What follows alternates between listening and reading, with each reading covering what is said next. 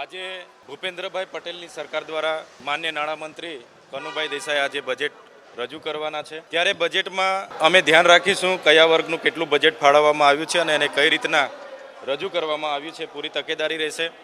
અને સાથે સાથે એમાં જ્યાં પણ અમને લાગશે ત્યાં અમે ચર્ચાની માંગ કરીશું. અમને વધારે ને વધારે સમય ચર્ચામાં મળે એ પર અમારી માન્ય અધ્યક્ષશ્રી પર અમે માગણી કરવાના છે. અને આજે બેસીએ અને બજેટ રજૂ કરે એના પછી વધારે વિશેષ આપણે ચર્ચા કરીશું.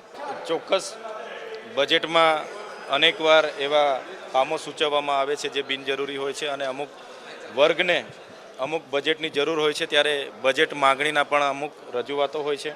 ત્યારે આજે બજેટ રજૂ થાય પછી જોઈએ છીએ અમે કયા વર્ગ સાથે કઈ રીતની અન્યાય થાય છે. જ્યારે સરકાર સામે રજૂઆત કરવાની થશે, વિરોધ કરવાનું થશે, ત્યારે ચોક્કસ અમે બધા સાથે છે અને અમે સરકાર સામે જ્યારે વિરોધ કરવાનો થશે ત્યારે અમે